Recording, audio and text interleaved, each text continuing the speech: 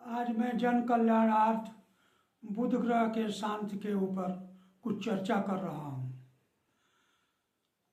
बुध की शांति अगर करनी आवश्यक हो, किसी दैवज्ञ से आप परामर्श कर लें तो शांति अवश्य करें। अब शांति का तात्पर्य यहाँ मात्र अरिष्ट निवारण से ही नहीं है, अपितु आप व्यापार में लाभ चाहते हैं या और बुद्ध संबंधी वाणी का उत्कर्ष चाहते हैं तो उसके लिए भी शांति आवश्यक है। विंशोत्तरी दशा हो बुद्ध की, या विंशोत्तरी दशा में बुद्ध की अंतर्दशा हो या प्रत्यंतर दशा हो या गोचर हो या वर्ष कुंडली की दशा हो, अगर अरिष्टकारी दशा है तब तो शांति आवश्यक है ही। अगर अरिष्टकारी नहीं है, अभ्युदय के लिए भी आप शांति कर सकते हैं। ये विंशोत्तरी के अलावा महर्षि पाराशर ने अपने बृहद पाराशर होरा शास्त्र में और भी तमाम दशाओं का वर्णन किया है। उसमें कालचक्र दशा मुख्य है, कोटसी दशा है। सब में अगर बुध जो है प्रतिकूल है या बुध को आप अनुकूल बनाना चाहते हैं तो उसकी शांति आप अवश्य करें। तो उसके शांति के लिए मेरा परामर्श है कि पहला काम है और मुख्य काम है जो अचूक है, जिसका प्रयोग मैंने तमाम कराया है, वह है कि बुध के वैदिक मंत्र का 9000 संख्या में जप, तर्पण, मार्जन, हवन, ब्राह्मण भोजन एवं दान। आप यह जान लें कि दान बुध की जब शांति होगी या किसी भी ग्रह की जब शांति होगी, हम उस ग्रह का वैदिक या तांत्रिक मंत्र का जप कराएंगे तो उस पुरस्करण में दान भी उसका एक अंग है। ब्राह्मण भोजन तो है ही, ब्राह्मण भोजन के पहले उस ग्रह संबंधी, यहाँ जैसे बुध की बात चल रही है तो बुध ग्रह संबंधी वस्तुएं जो है उस शांति के दिन कुछ कम मात्रा में या अधिक मात्रा में जरूर दान में आएंगी। आप इस भ्रम में न रहें कि सिर्फ दान ही करना है। दानम दुर्घटनाशनम, दान से दुर्घटनाओं का नाश होता है, या शास्त्रोक्ति है। तो किसी भी पुरस्करण में पुरस्करण के बाद दान भी उसका एक अंग है। अब 9000 आप वैदिक संख्या में बुध के मंत्र का जप कराएं और तांत्रिक मंत्र का अगर जप करा रहे हैं, कोई सुयोग्य पुरोहित नहीं मिल रहा है तो 36,000 की संख्या में जप कराएं एवं और उसका उपचार करें, दान करें। यह जो है प्रधान है, इसमें कोई संदेह नहीं है।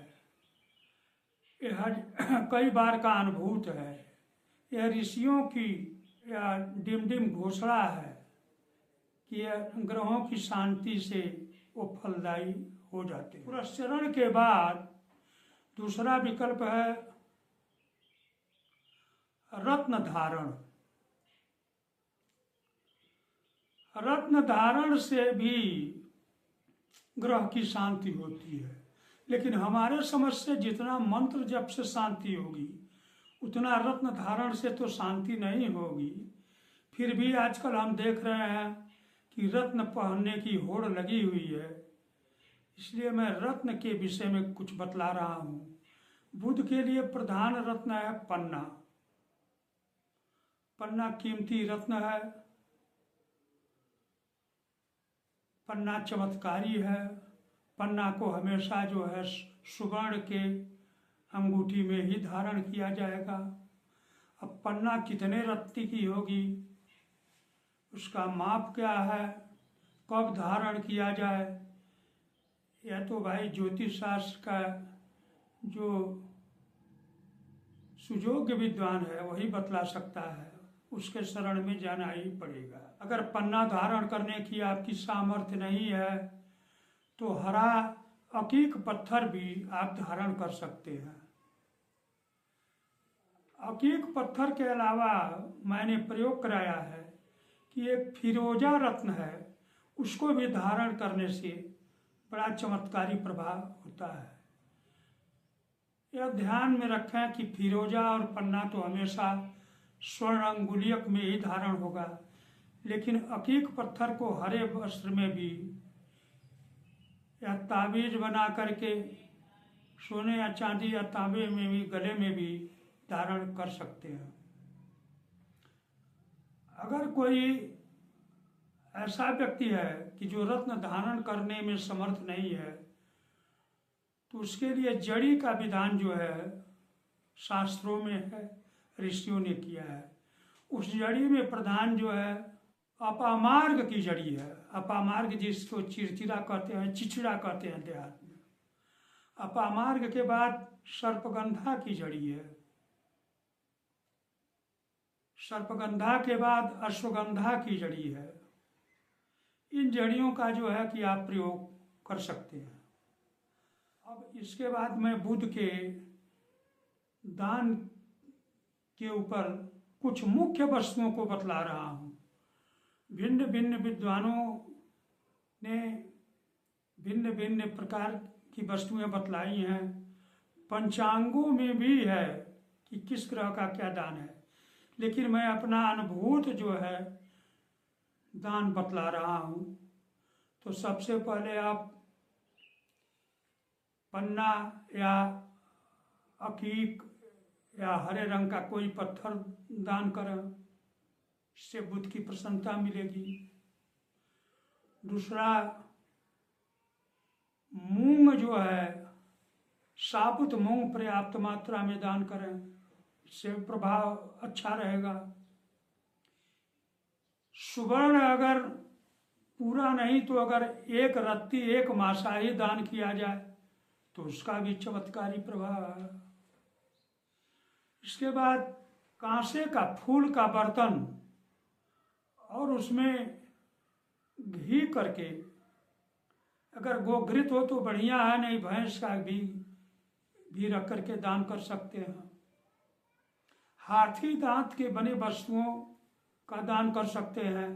अगर कोई हाथी दांत से बनी वस्तुएं नहीं है, अलंकार नहीं है, तो हाथी दांत का कुछ टुकड़ा ही दान कर सकते हैं। जितने भी मीठे फल हैं, फलों में बुध के लिए तो नारंगी प्रधान है, लेकिन जितने भी मीठे फल हैं अधिकांश फलों को आप दान कर सकते हैं। पुष्पों में जितने भी प्रकार के पुष्प मिले, सुगंधित पुष्प मिले, उसको आप दान करें। यह पुष्प का दान जो है आप यह ध्यान में रखें कि बुधवार के दिन गणेश जी के मंदिर में और भगवान विष्णु के मंदिर में करें। गणेश जी के मंदिर में हरी बूंदी से मिश्रित मोदक का भी दान करें।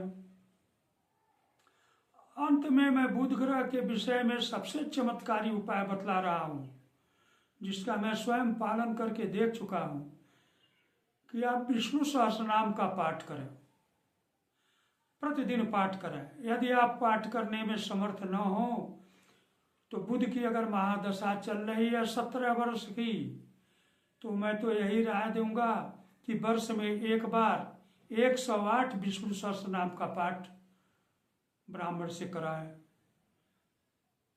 यदि अंतरदशा भी चल रही है और ज्यादा प्रतिकूल है तो उसके लिए भी विष्णु सहस्रनाम का ही जो है 108 पाठ कराएं। यह आपके लिए अति कल्याणकारी रहेगा, इसमें कोई संदेह नहीं है। अब अगर आप तंत्र शास्त्र का सहारा लेना चाहते हैं तो किसी योग्य तांत्रिक से मिल करके बुध के लिए 24वां यंत्र, 24 सारे अंकों का जोड़ जो है 24 होता है, ऐसे यंत्र को धारण करें। लेकिन वो यंत्र कौन बनाएगा? यंत्रों के जानकार कम है, धूर्तों की संख्या ज़्यादा है। उस यंत्र को भी अभिमंडित करना पड़ता है, मंत्र जप करना पड़ता है, तब वो यंत्र कारगर होते हैं। तो इसके लिए आप किसी योग्य गुरु का तलाश कर लें। ज़्यादा घर में हरे वस्त्रों का प्रयोग करें। आप न कुछ प्रयोग कर सकें तो बिस्तर पर जो चादर होती है उसे ही हरा कर लें, तकिया हरा कर लें। ये सब उपाय और शांति का मैंने बुद्धि को बतला करके अब यही भगवान से प्रार्थना कर रहा हूँ कि सर्वे भवन्तु सुखिनः सर्वे सन्तु निरामयाः।